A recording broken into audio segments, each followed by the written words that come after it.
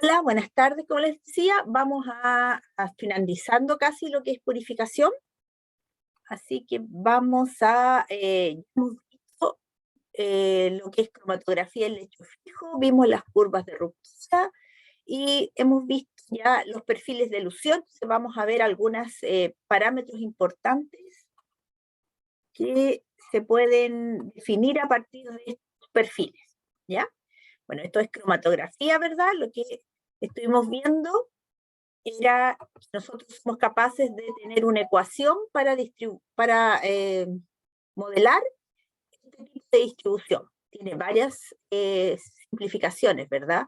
El tipo de isoterma, eh, el tipo de número de Platt que tiene, pero en esencia la ecuación que vamos a usar para lo que estamos viendo ahora en adelante es suponer que esta curva es una tipo gaussiana, que tiene un tiempo cero o B0, que es donde está el máximo de este pic, y que tiene una cierta desviación estándar que nos permite saber un poco la forma. Podemos escribirlo en función de tiempos, esta desviación, volúmenes y desviación, número de platos. ¿Ya? Habíamos hablado de, bueno, teníamos ese primer parámetro que caracteriza el volumen o tiempo de elusión, que se relaciona justamente con el máximo del pic. Y lo siguiente que queríamos conversar era sobre la recuperación o yield. O sea, lo que queremos contestar es qué pasa, cuánto recupero yo de la proteína si colecto entre un tiempo T1 y un tiempo T2, por alguna razón. Después vamos a ver que se tiene que tener en consideración tanto el nivel de recuperación como la pureza. Y, como bien su definición, como cualquier yield o recuperación, va a ser la cantidad de proteína que se recupere entre el tiempo T1 y T2 respecto a todo lo que inyecté, que sería entre un tiempo cero y un tiempo infinito, ¿verdad? Entonces, si nosotros queremos calcular eso, lo que queremos es calcular justamente el área bajo la curva. Entonces tenemos que hacer una integración. ¿Cómo vamos a hacer esa integración? Queremos ver la cantidad de proteína que se recuperó entre el tiempo T1 y el tiempo T2. Entonces va a ser esa área bajo la curva, el I de T, la integral de eso, pero por el flujo que inyectamos. ¿Ya? Entonces, como el I a la gaussiana, vamos a reemplazar ese I por la expresión de la gaussiana. ¿Ya? Y vamos a integrarlo entre el tiempo T1 y el tiempo T2. Nos queda esa expresión. El total debería ser entre, como decía, 0 y infinito. Es lo mismo integrando entre 0 y infinito esta expresión. Se ve complejo, ¿verdad? Entonces, cosa importante, los flujos son constantes y 0 es el máximo, también es un valor, el máximo de ilusión, también es constante, o sea, podrían salir fuera, y nos queda en realidad la integral de un exponencial de una variable al cuadrado. Se ve complejo, pero afortunadamente hay una función que se llama función error, bueno, que se define como 1 sobre la raíz de pi, y justamente es una integral entre 0 y x de una exponencial elevada a menos una variable al cuadrado. Justamente, bueno, no tenemos el signo menos, pero es cosa que hagamos ahí tenemos el signo menos, perdón, si lo tenemos. Entonces aquí tenemos que hacer un pequeño cambio de variables, ¿verdad? Entonces, qué gracia. No sé si conocen esta función error, la han usado en alguna vez en algo. ¿Les suena conocida? En probabilidad estadística la usamos. Claro. Entonces, función error, varias características. Primero, es acotada, es entre 0 y 1. Para 0 vale 0, y para números grandes, y ni siquiera tan grandes, mayores que 2,5, vale 1. Es una función impar, entonces tiene hartas características que vamos a aprovechar. ¿Qué hacemos? Hacemos justamente el cambio, tenemos que hacer un cambio de variable, y sacamos varios constantes, cosas que son constantes, y nos queda, reemplazando lo que teníamos por la función error, la expresión que tenemos aquí. A ver, tengo unas preguntas. Estamos viendo, Francisco, justamente cómo calcular la recuperación de en una cromatografía. Ya si yo estoy colectando entre un tiempo T1 y un tiempo T2. Voy a devolverme.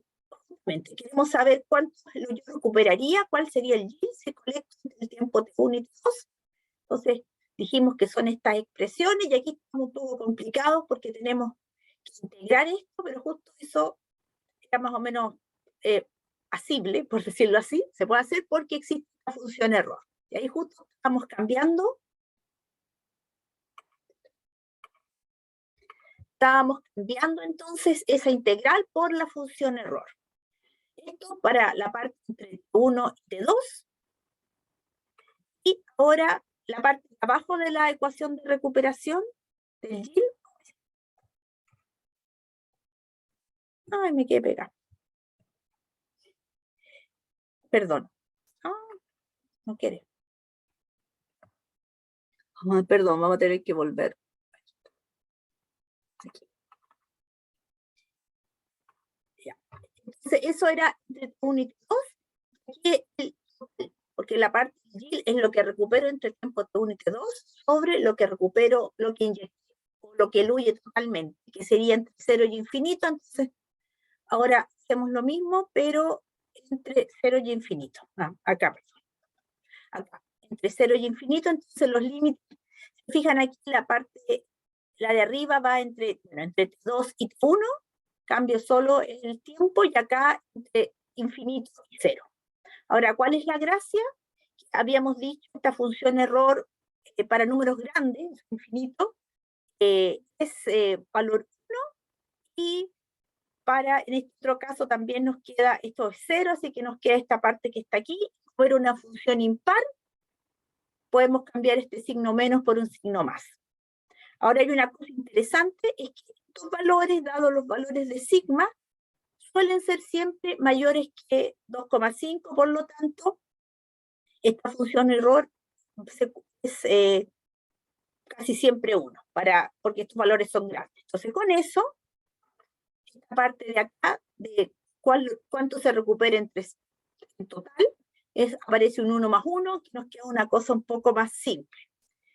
Si reescribimos el yield, con todo lo que hayamos visto antes, ahí le pido que les den una vueltecita, lo revisen, nos va a quedar este término grande que está aquí, pero que afortunadamente, se fijan, aparecen términos que se pueden simplificar.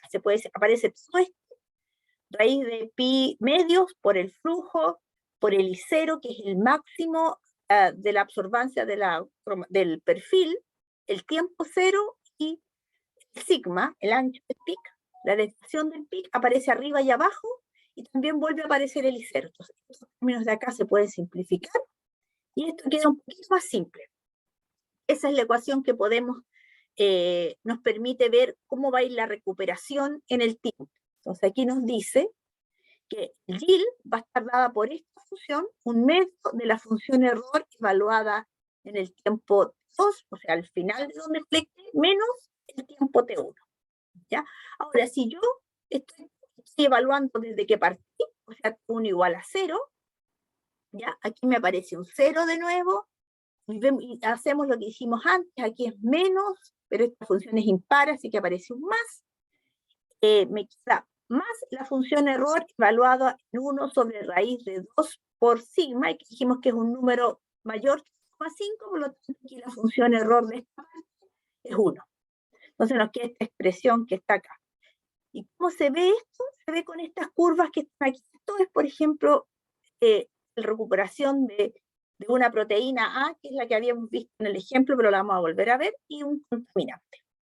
Entonces, con esta expresión, nosotros podemos calcular cuánto podemos ir recuperando en cada instante si colectáramos hasta ese momento. ¿Ya? Por ejemplo, aquí podemos decir, si colectamos hasta las 5 horas, vamos a recuperar o tener un rendimiento del orden del 10%, y así sucesivamente. Si colectamos, por ejemplo, aquí a las 7,5 horas, vamos a tener la recuperación total, pero después vamos a ver que hay un concepto que se agrega, que es la pureza. ¿Ya? No sé si está, para los que llegaron un poquito tarde, ¿está claro? Vamos a aclararlo con un ejemplo. ¿Ya? Un detalle que se me iba. Esta función error aparece en las planillas Excel, aparece en calculadoras, si no llegara a aparecer esta tablita, que son como antiguas, pero que se lee de la siguiente forma. Por ejemplo, si yo quiero saber el valor de la función error de 0,6.63, voy aquí, voy a usar el puntero. Entonces, 0,63, aquí 0,6, y el 3 lo busco acá, el segundo decimal. Y entonces, este valor de aquí es el valor de la función error de 0,63. No tiene muchos decimales esta tablita, pero bueno, las planillas y los demás sí tienen. Y si se fijan, pasa, bueno, aquí hasta 2, inclusive nosotros dijimos que sobre 2,5 era 1, pero en realidad justamente aquí 2,5, aquí tenemos 2 puntos y aquí tenemos el 5, estamos justo aquí en este valor. ¿Ok? Entonces ahí la podemos leer. Entonces, como les decía, vamos a ver este ejemplo que queremos purificar este anticuerpo. Habíamos visto, hicimos la parte de sacar el perfil en la clase anterior, y la idea es purificar este anticuerpo por cromatografía de afinidad, y piden que estimemos cuánto se puede recuperar entre 5 y 8 horas de elución. ¿Ya? ¿Qué nos están preguntando? Ya, nosotros queremos ver si colectamos entre 5 y 8, cuánto podríamos recuperar. Solo el anticuerpo, no estamos viendo el contaminante. Entonces, el perfil, que si ustedes revisan la clase anterior, fue con los datos que vienen de esta tablita. De esta parte de la tabla, nosotros podemos determinar el perfil. Claramente, esta tablita nos dice, nos dieron hartos datos porque nos dicen que a las 6,42 horas tenemos el máximo, nos dicen la curva, y ese máximo vale 82. O sea, nos dicen el T0 y nos dicen el I0. No en otros puntos. Y nosotros otro día hicimos una regresión y con eso pudimos calcular el sigma. ¿Ya? Entonces, ¿qué tenemos? Tenemos que pasar ahora a la ecuación de la recuperación. Esta es la ecuación, la que acabamos de deducir, es esta que está aquí. Y lo único que tenemos que reemplazar, si se fijan aquí, necesitamos solo los T0 sigma que están acá. El T0 es 6,42 y el sigma es 0,125, y evaluarlo en los tiempos que queríamos, entre 5 y 8 horas. Entonces hacemos el reemplazo, 2 hasta las 8 horas y el 1 hasta las 5. Entonces tenemos esto que evaluar. ¿Qué tenemos que hacer primero? Evaluar estos argumentos para saber cuánto es y meternos ahí, ya sea en la calculadora o en la tablita, y calcular cuánto valen esas funciones error. Yo lo voy a hacer con la tablita, pero ustedes claramente lo pueden hacer con una calculadora, con Excel. ¿Ya? Entonces, esto que está aquí, todo esto vale 1,39. Y todo esto que está acá vale, aquí hay que tener ojo, esto que está ahí, este valor de aquí es menos que 1. Entonces, esto que está aquí vale menos 1,25. ¿Ya? Entonces, aquí nosotros aprovechamos que esta función error es impar, podemos cambiar el signo, y en vez de tener un menos, la función error de menos algo, podemos poner más, ¿verdad? Y ahora lo que nos falta es conocer cuánto vale la función error en estos valores. Para eso, vamos a la tablita, y lo primero vamos a calcular, determinar, no calcular, vamos a la tablita, vamos a ver cuánto vale la función error de 1,39. Entonces, 1,39, justo lo puse al revés aquí. 1,39 debería ser este valor que está acá. 1,25, este valor que está acá. Ups. A ver qué hice. Lo puse al revés. Bueno, me van a tener que disculpar ahí. Entonces aquí debería ir 1,39, este de acá, y la función error de 1,25, este valor que está acá. Puse los números al revés, así que este valor tienen que revisarlo. ¿Ok? Me disculpo ahí, me confundí. ¿Pero se entiende? Vamos a hacer, no sé si puedo hacer el cambio. A ver. Ah, no, es una figura. Bueno, vamos a reemplazarlo aquí para no quedar con el error. Entonces, aquí tenemos que poner 1,39 es 51 y acá es 20. Si alguien me puede ayudar con ese valor, lo agradecería.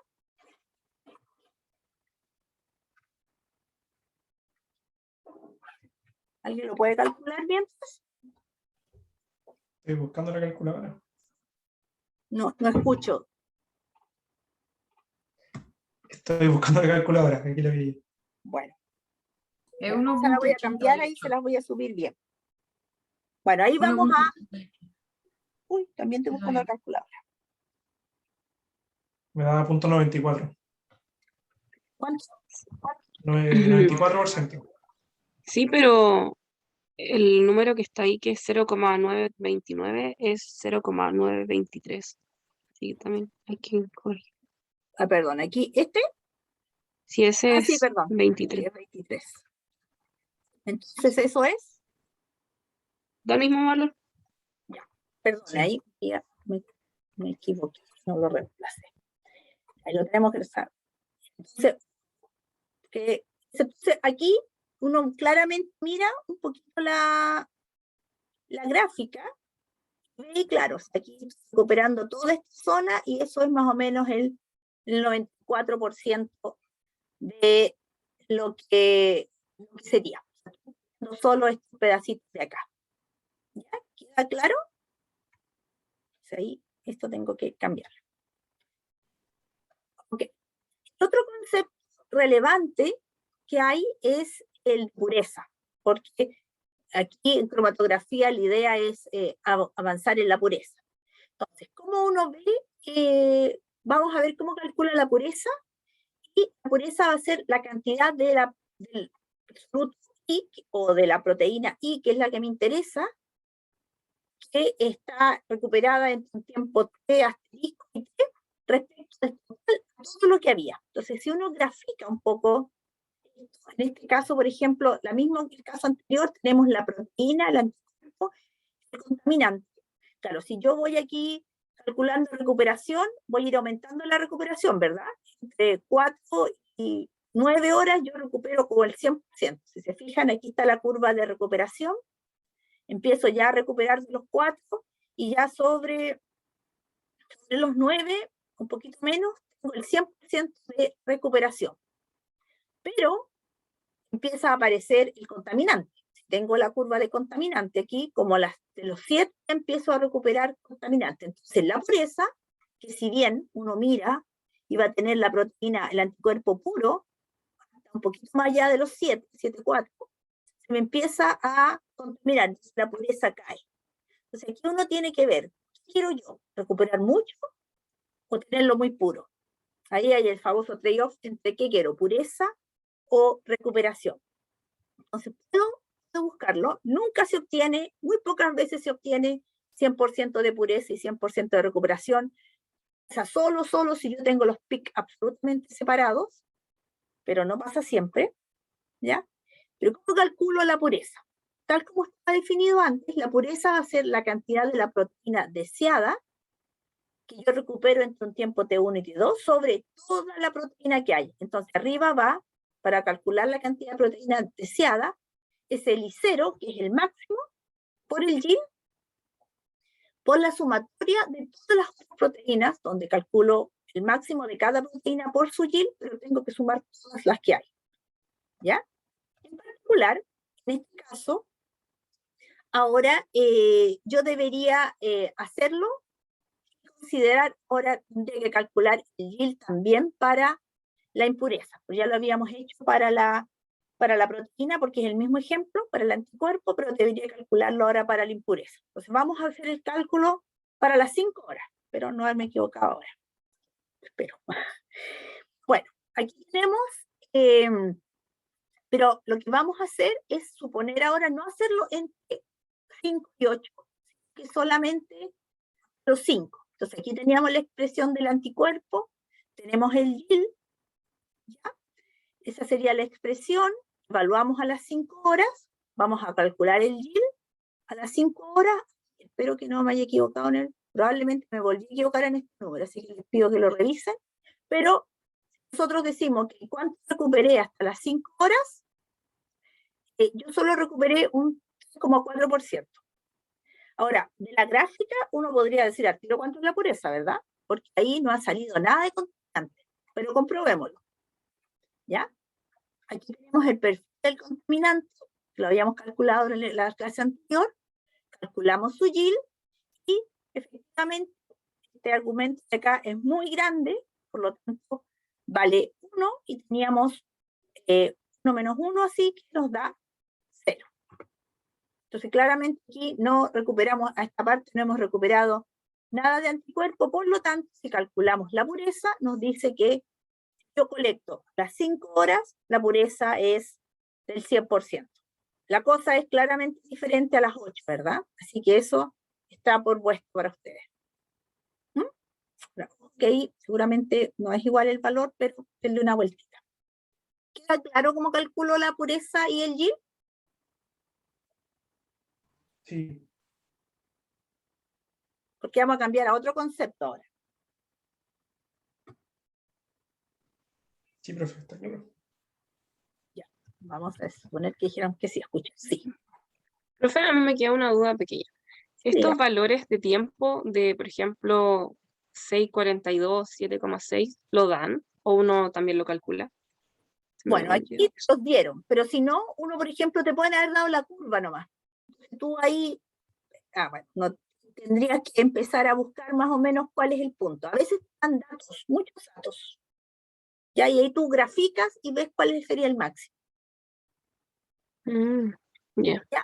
A ver, podría ser en este mismo caso ahí, podrías tú ampliar la escala y ver en realidad este punto aquí, cuándo es justamente el máximo. Tendrías que mirar bien aquí abajo en la escala. Pero a veces te dan la tablita. Bueno, y los cromatógrafos reales, el equipo se lo dice a uno. Te dan cuando te dan los máximos. Pero ahí se asume que a las 7,6 horas, ¿es hora? Sí, era hora. Un minuto, ese. ¿Ahí está el contaminante o puede estar a las 8, a las 8,5? Ahí, es que por la forma que tiene, ahí se dieron cuenta que ahí es máximo. Y es a las 7,6. En particular, hay un y te lo dice. Pero perfectamente te podrían haber dado solamente, por ejemplo, esta gráfica. Entonces uno debería buscar aquí está esta línea y ver ahí, extrapolar en esa, en realidad en esos datos y saber cuál es el tiempo. Ya, así es. No sé, pareciera que tenía un ejemplo diferente, no me acuerdo yo. Bueno, entonces hemos visto 3 factores importantes, los tiempos, el yield y la pureza. Y el último es la resolución, es algo que nos dice en realidad cuán buena ha sido esta separación. Y aquí, por ejemplo, estos dos pics están bien separados, entonces se separan bien, aquí yo podría decir, aquí sí cumplo tener recuperación y pureza altos, 100%. Podría, porque los pics no se traslapan de ninguna forma. ¿Y cómo se calcula esta solución? Se calcula en función de los volúmenes de ilusión, del más lejano al más cercano. Entonces, la diferencia entre los volúmenes de ilusión dividido por el ancho promedio de los picos. ¿Ya? Se puede calcular en función de volúmenes o en función de tiempos. Lo que sí, el valor es adimensional, entonces los anchos de los picos tienen que tener las mismas unidades que ya sea los volúmenes o los tiempos. Aquí el eje debería ser el mismo. ¿Y qué pueden ser estos valores de resolución? Uno, si esa resolución es más grande que 1,5, quiere decir que están bien separados, pero a veces demasiado separados, entonces yo invertí mucho tiempo en hacer esta separación. Menos que 1, están muy juntos y nunca voy a poder tener una recuperación y un yield del 100% para las dos cosas, ¿ya? Entonces, idealmente uno esperaría que esa resolución, para que los pics están bien separados y estuvieran, no se gastara mucho tiempo, que la resolución fuera entre 1.2 y 1.5. Eso es más o menos el valor que uno esperaría. Una consulta. Sí, profe. ¿Cómo se llama? El W, ese ancho promedio, ¿cómo lo sacamos analíticamente? ¿Cuál es su cálculo o Lo es podría visual? uno, no, claro, lo podría hacer uno visual, así como ahí bien dice, se tiran más o menos las tangentes, o hay algo, una relación que tiene aquí justamente. Uno dice que Ah, ese H promedio es generalmente 4 veces el sigma, ¿ya? Porque, bueno, es una gaussiana, entonces aquí más o menos en la base es 4 veces el sigma. Y como uno, bueno, hizo supuestamente el perfil, tiene la gaussiana, puede calcular. profe, y en ese caso, si nosotros tenemos como, no me acuerdo si el número, parece que el número de platos teóricos es muy bajo, más que una gaussiana es un pic de Poisson. En ese caso no funcionaría esto del 4 No, sigma, ¿no? no funciona. No ¿Y qué funciona. pasaría en Esto esos casos? Porque igual he visto cromatografías que son súper de punto, de sí, es algunos que ácidos grasos, por ejemplo, hay cosas que así, son tener súper ojo. puntuales. Esas cromatografías que tú ves muy delgaditas son de cromatografías de HPLC, de High Pressure o High Performance Liquid Chromatography. Entonces son cromatografías que son más analíticas, ¿ya? Ah, Y ya. claramente Ya. no van, no son preparativas. Esto está hecho más para cromatografías preparativas, donde estás purificando bien. Ahora, en ese caso, en particular, los equipos de HPLC te dan esos valores porque los miden, ¿ya?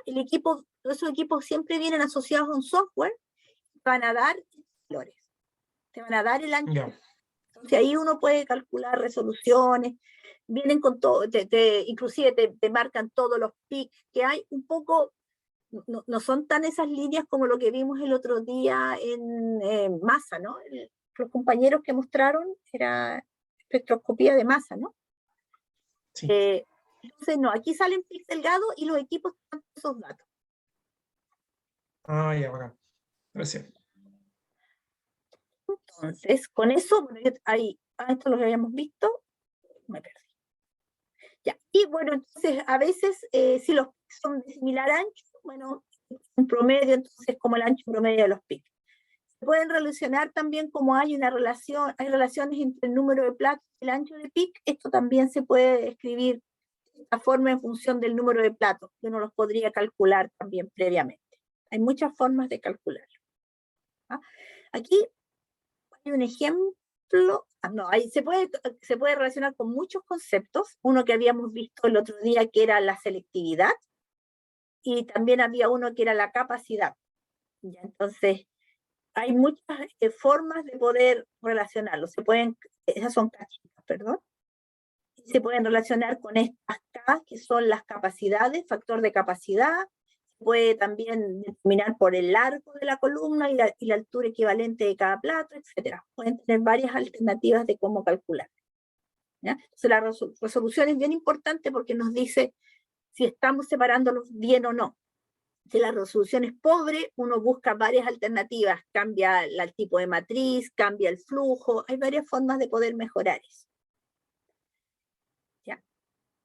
Y como aquí bien dice, dada esta expresión, uno puede mejorar la resolución cambiando lo más fácil, no es lo más fácil, pero una alternativa es cambiar el largo de la columna. Obviamente que cambiando el largo uno podría hacer columnas más largas, claro, implica más material, más tiempo, ahí hay que ver qué nos conviene. Y lo que queremos ver ahora es pasar a escalamiento. Esto es bien interesante. ¿Qué está acá? Son columnas de laboratorio, son angostitas, largas a veces, pero cuando uno trabaja a escala industrial, las columnas ya no sirven ser angostitas porque quiero pasar harto flujo, así que son gorditas, siempre digo gorditas y bajitas. No tienen más allá de medio metro, y diámetro pueden llegar a tener 2 metros, 1 metro, 2 metros. Buena esta imagen porque la compara con personas, entonces uno puede tener una visión. Estas son columnas de un proceso real de purificación de proteínas y son de esas características. Entonces nosotros lo que queremos es cómo podemos escalar, si vamos a hacer algo a nivel de laboratorio, cómo lo pasamos a escala industrial. ¿Cómo se hace esto? Entonces, uno a nivel de laboratorio lo hace con matrices, con columnas que no tienen más allá de ml, ¿ya? Y uno procesa miligramos de proteína a purificar. En escala piloto, ya las columnas tienen litros, ¿ya? Y o gramos, la escala industrial, como la que mostré recién, son metros cúbicos, 1 o 2 metros cúbicos de matriz, y puedo procesar kilos de proteína. Pero muchas veces la muestra va a lo más un 20% de la columna. Eso tiene uno que diseñarlo. Para eso, ¿se acuerdan? Estaban lo que vimos la otra vez, las curvas de ruptura, que nos dicen un poco cuánta es la capacidad de esa matriz para la proteína que yo quiero procesar. Ahora, lamentablemente, como aquí bien dice, no hay un escalamiento estricto, no hay así como todo lo que hemos visto en las otras etapas, que uno determina un área. A lo más uno puede decir, este material es capaz de procesar tantos miligramos de proteína por ml de columna, y entonces puedo llevarlo un poco a más escala, pero cuesta un poco, cuesta un poco poder tener el perfil. Lo más cercano que hay es lo que vamos a ver ahora. Perdón. ¿Cuáles son los criterios para escalar? Por ejemplo, normalmente uno mantiene la altura de la columna, por eso que no son muy grandes. O sea, si yo hice el experimento en una columna que tenía 50 centímetros de alto, mantengo esa altura, pero agrando el diámetro. Por eso que llegan como a diámetros de 2 metros, 1 metro, 2 metros, un metro mejor. ¿Ya? También lo que mantengo es la velocidad lineal. Entonces ahí puedo aumentar el flujo, porque acuérdense que el flujo se relaciona con el área. Yo puedo mantener la misma velocidad y procesar más porque tengo mayor diámetro. También la concentración de la muestra tengo que mantenerla, porque si no vamos a ver que los perfiles pierden su forma gaussiana. O sea, puedo incrementar la muestra y el volumen de las fases móviles, pero siempre con la misma concentración. Y algo que no hemos hablado mucho es que las elusiones se hacen a veces con gradientes. Entonces yo mantengo la pendiente del gradiente, pero como aumenté el diámetro, eso también me permite aumentar el volumen del gradiente.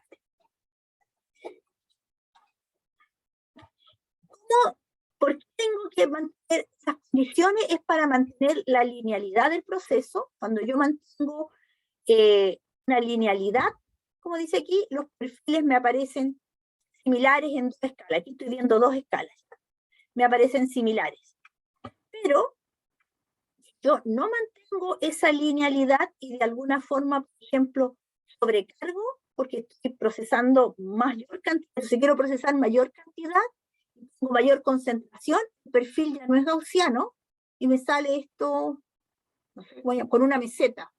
Entonces ya este perfil no cumple lo del perfil gaussiano, y no puedo cumplir las ecuaciones que habíamos definido antes, ya, porque esto no cumple con una gaussiana.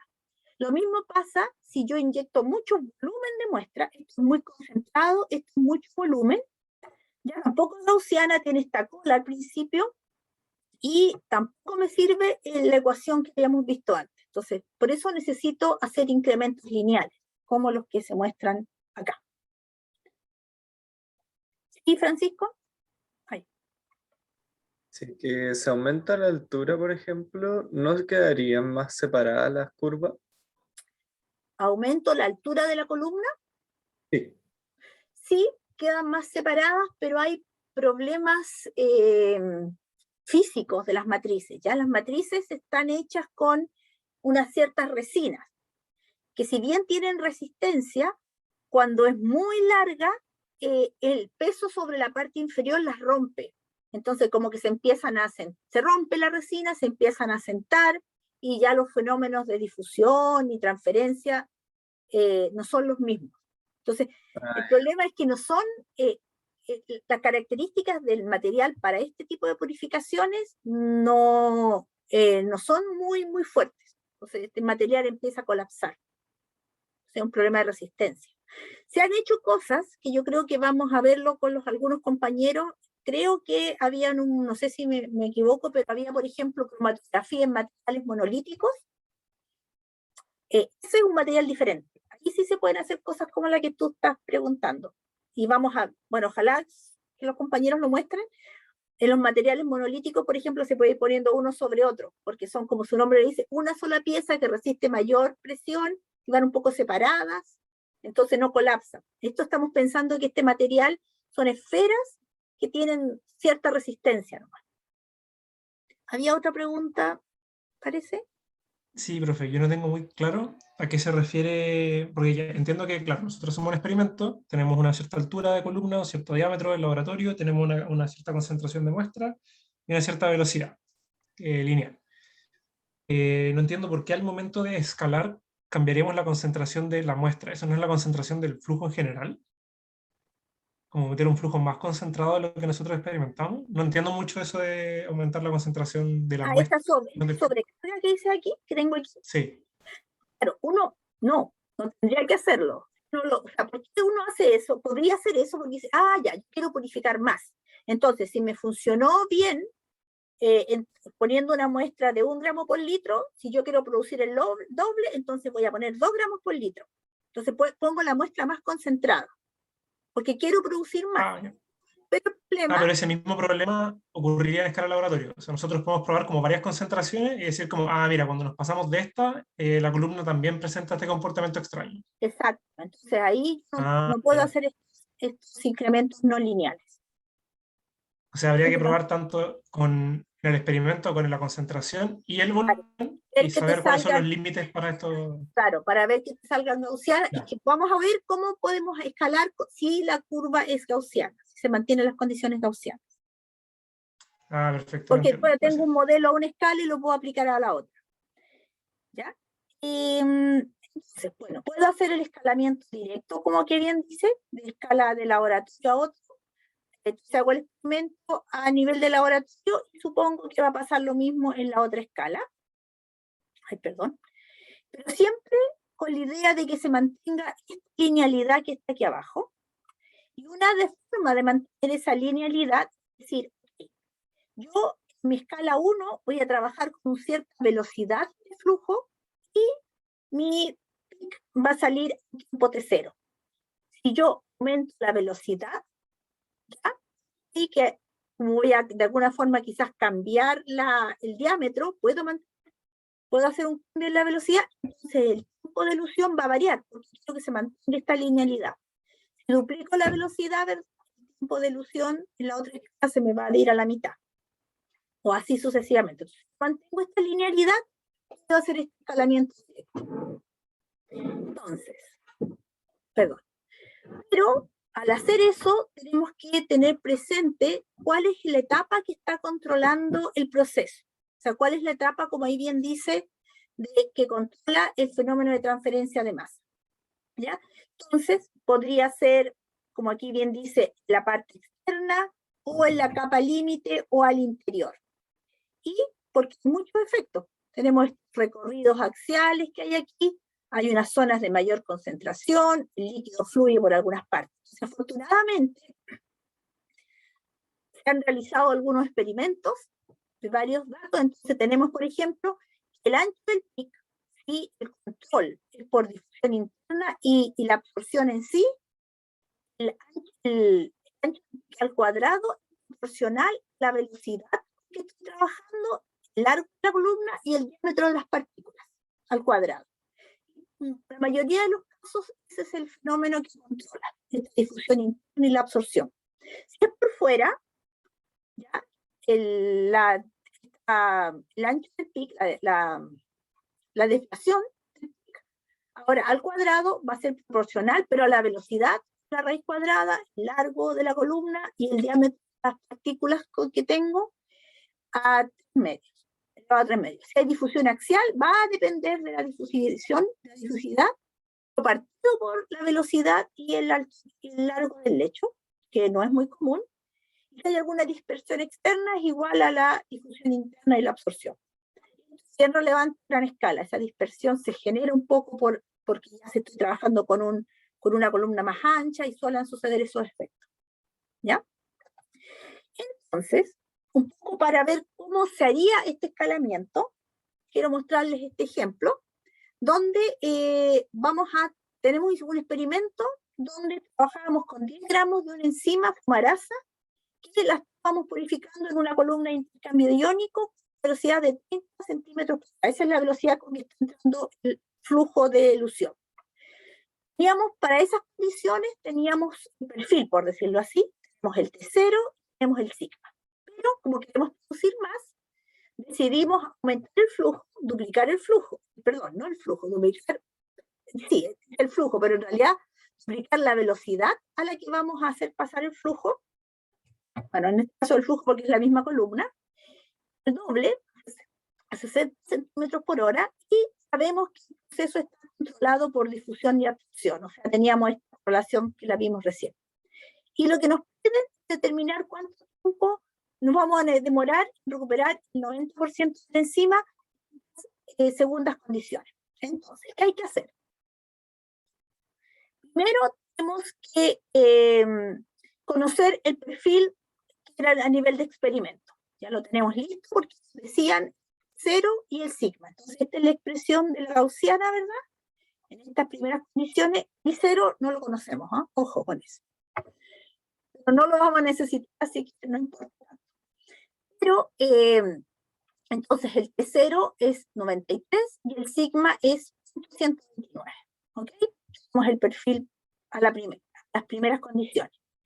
Luego, como vamos a pasar a una segunda condición donde duplicamos la velocidad a 60, vamos a usar la condición de linealidad para determinar este 2. Entonces, aquí en este caso, usamos que la velocidad por el tiempo de elusión en la escala 1 tiene que ser igual a la velocidad por el tiempo de elusión en la escala 2, porque queremos que se mantenga la condición de linealidad para que las dos escalas tengan la misma forma.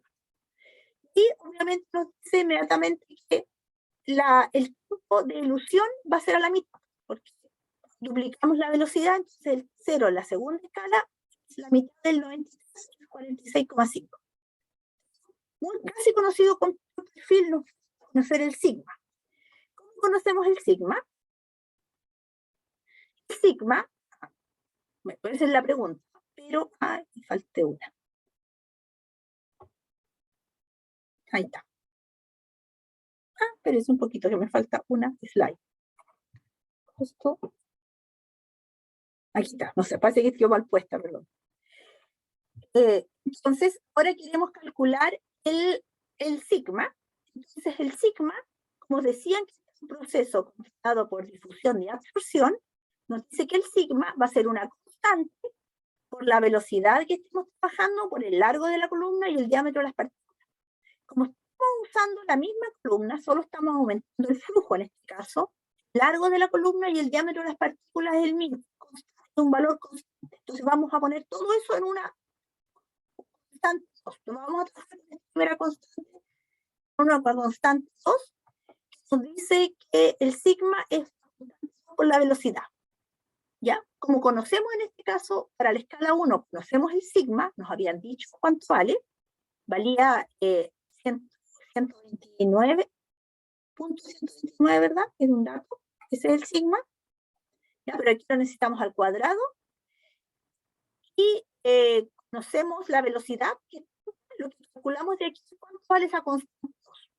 Determinamos la constante 2, y luego, la segunda escala, queremos conocer el sigma de la segunda escala, el valor de la constante lo tenemos la velocidad, entonces calculamos el sigma cuadrado, eso es sigma. El sigma de la segunda escala, y por eso podemos tener el perfil, porque como estuvimos manteniendo la linealidad, podemos tener la ecuación del perfil de segunda escala. ¿Ok? Y me lo puse al revés, perdón. Y como lo que nos pide determinar el tiempo para recuperar el 90%, aquí tenemos el perfil cromatográfico, y con eso se relaciona directamente con el yield, ¿verdad? Dado por esta ecuación. Lo único que tenemos que hacer, bueno, es en esta ecuación poner el T0 y el sigma que los sacamos de acá arriba. ¿Ya? Y eso decir, okay, nosotros queremos calcular el tiempo para recuperar el 90%. Entonces ahí yo les dejo que ustedes calculen, tienen que determinar entonces cuánto debería valer la función error, y después, mirando eso, determinar cuánto vale el argumento, y de ahí despejar. ¿Sí, Andrés? Sí, profe, tengo dos dudas. Uno es, ¿por qué la condición de linealidad es b por t? Yo pensaba que lo que tenía que permanecer constante era la velocidad lineal, no la velocidad por el tiempo. No, tiene que ser, que la condición de linealidad es que velocidad por tiempo sea igual en las dos escalas. Esa es la Ya, condición. no es que la velocidad lineal sea la constante. No, no solo eso. Bueno, la velocidad lineal Ya. también después lo vas a agrandar, pero cuando quieres que tenga la misma forma, tenés que ser b por t. Ya. Y la otra duda es que cuando hablamos de las etapas controlantes estaba la de dispersión externa y era la misma ecuación que cuando controla la difusión y la absorción. ¿Por qué es la misma? No sé si no entiendo qué es la dispersión externa, quizá.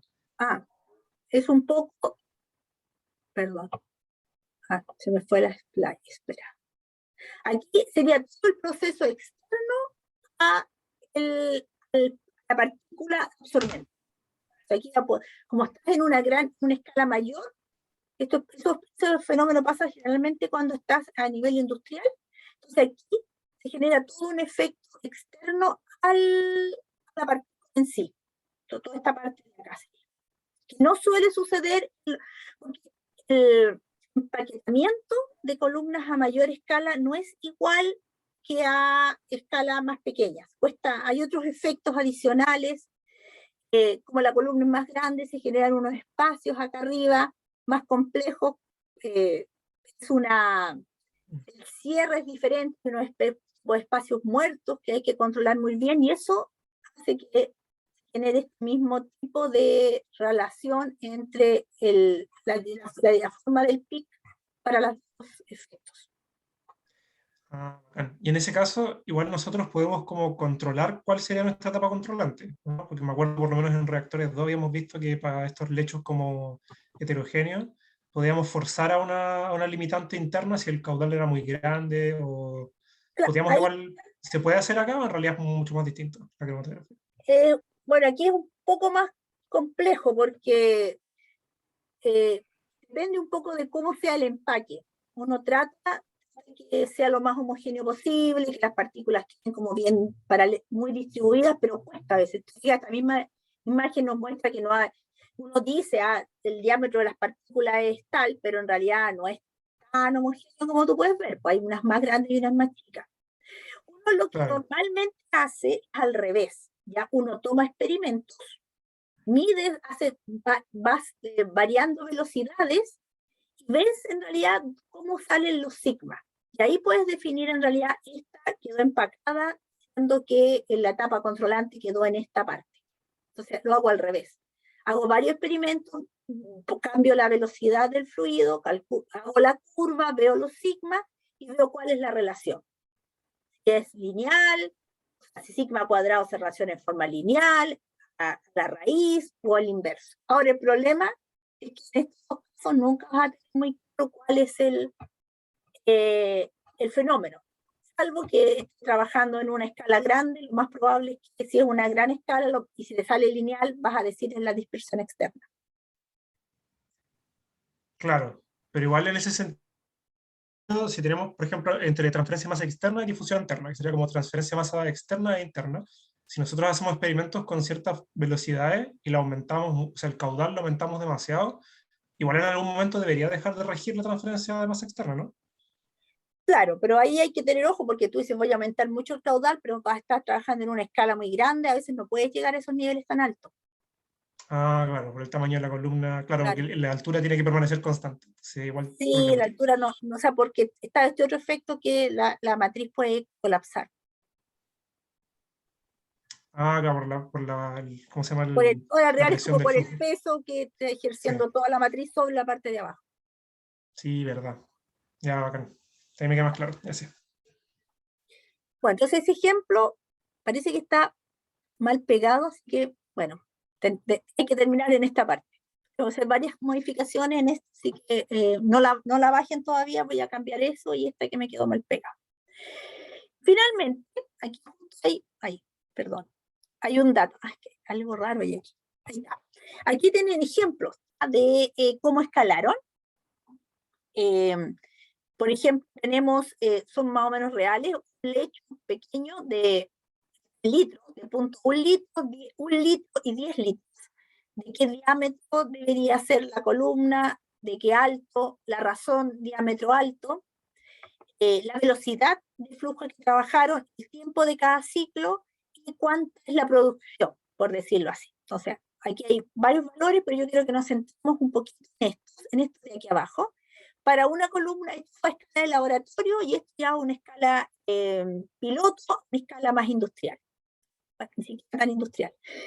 Pero si se fijan en esta última columna, para un lecho que tiene 1 litro, si estoy trabajando con una razón diámetro-altura de 0.5 a 2, ¿ya? La productividad crece cuando aumento esa razón.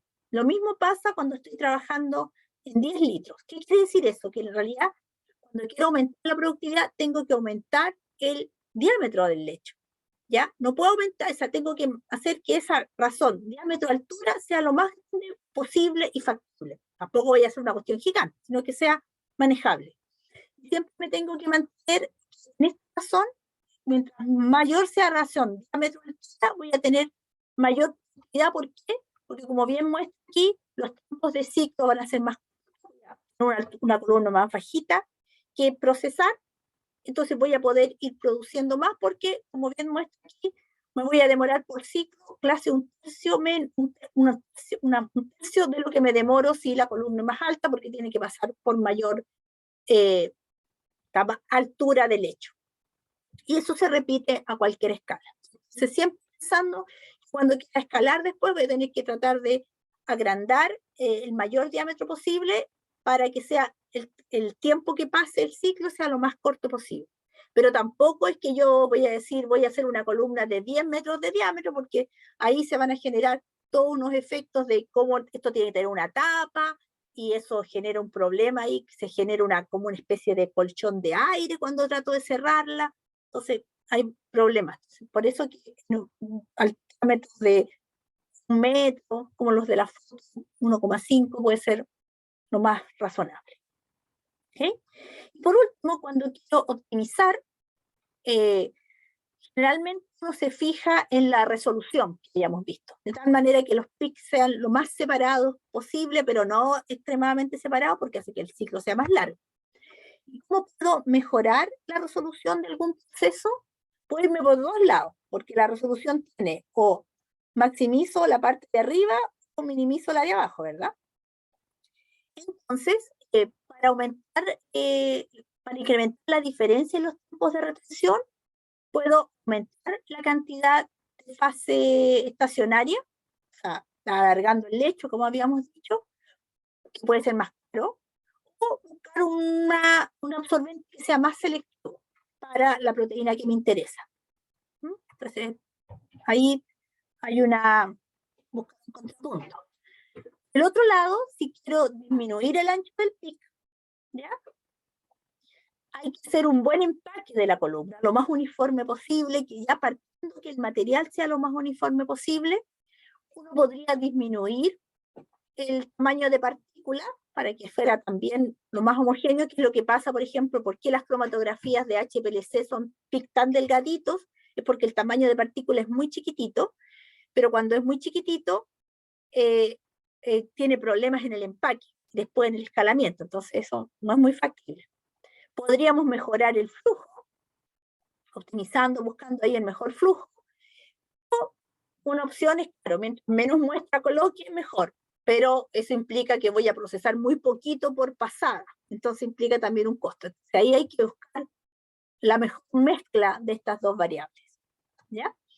Y aquí hay algunas condiciones que uno justamente pone esas dos variables importantes, que por un lado mejorar la resolución, porque yo podría tener una resolución excelente, como es HPLC, pero que la muestra es muy chiquita, entonces se pone tener una buena resolución con producir poco.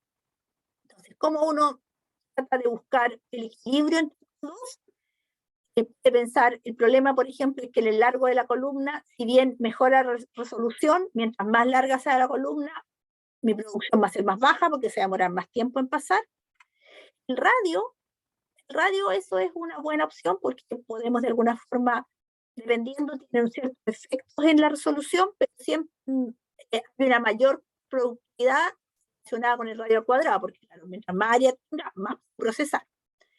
La temperatura, los dos igual, las características obviamente tiene un efecto negativo en la resolución, porque más que migre la mezcla, que también tiene un efecto negativo, inverso en la producción. Los volúmenes de muestra, y hay volúmenes óptimos para la resolución, y obviamente mientras más muestra voy a inyectar, voy a procesar más, y lo mismo con los flujos. Entonces ahí, aquí uno cuando está trabajando tiene que ir evaluando estas dos variables, cuán separados me aparecen y cuánto produzco. ¿Ya? Y con eso queríamos finalizar un poco toda esta unidad, pero voy a contestar preguntas ahora. María Paz. Sí, me surgió una duda porque uno entre más utiliza como la columna o la resina, después igual genera como un background como de proteína o de compuestos como que queden como contaminando un poco. ¿Cuándo uno decide cómo cambiar después ya? Porque eso también afecta en la resolución y en la obtención como de pureza y todo eso. Claro, o sea, aquí ¿En qué momento también uno dice, voy a eliminar la resina, la cambio? las resinas dicen algunas veces, esta se puede usar tantas veces, pero ese tantas veces está dada para una proteína estándar que ellos usaron, ¿ya? Aquí es solo experiencia, uno va a haber hecho la cromatografía al principio y vas a ver los pics, cuánto te salieron, y ya a medida que va pasando, pero son muchos ciclos, 50, 100 ciclos puedes tener una columna armada. Cuando tú ves que ya el pic empieza, lo que primero pasa es que ya no empieza a salir tan bonito arriba, empieza a salir cerritos, inclusive así como, no sé, como letritas así. Cuando tú ves que ya no está tan bien, ahí ya es un momento de cambiarla. Hay casos en que inclusive se ve, voy a mostrar, no tengo una imagen, pero volvamos a esta. Uno inclusive a veces ve esta blanquita, ¿verdad? No todas son iguales, algunas se hacen empacadas en algo acrílico, algunas son en empaques de metal, entonces no se ve. Pero inclusive a veces se ve cómo van quedando bandas dentro de la matriz, de la columna. Entonces ahí ya tú cuando ves que el color ha cambiado, es momento ya de desempacarla. Pero muchas veces inclusive hay casos, por ejemplo, de limpiezas que son inversas. Normalmente el flujo viene en este sentido, de arriba hacia abajo. A veces uno, para limpiarla, inyecta el flujo al revés. Da vuelta a las mangueras, la inyecta al revés y puede haber limpieza. Por ejemplo, en este caso que acá me sirve, esto está recién inyectado, pero a veces va quedando manchado así, entonces uno pone el flujo inverso y esto sale más fácil salir, y queda limpio que volver a procesarla. Inclusive, bueno, a nivel industrial, uno saca la resina, se empaca, la limpia con condiciones bien extremas, a veces porque a veces los equipos no puede pasar concentraciones de ácido, base muy fuerte, entonces uno desempaca, como que lava externamente la matriz y la vuelve a empacar. Pero como te digo, 50 ciclos es normal.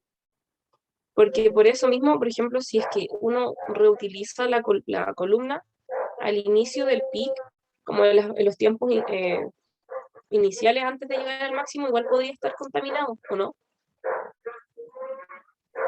Si está reusada, sí, podría, pero acuérdate que esto tiene un ciclo, o sea, uno inyecta la muestra, la eluye, después la lava, después antes de inyectar nuevo la equilibra. Entonces igual uno hace una limpieza, no solo parte de nueva cromatografía cuando tienes una línea base pareja y no te está saliendo nada. Pero hay momentos, si yo usé más de 50, 100 veces, mucho que trate de lavar, la línea base me sube. Ya aparece, no es pareja, no es línea base. Ya. Gracias. No sé si hay más consultas.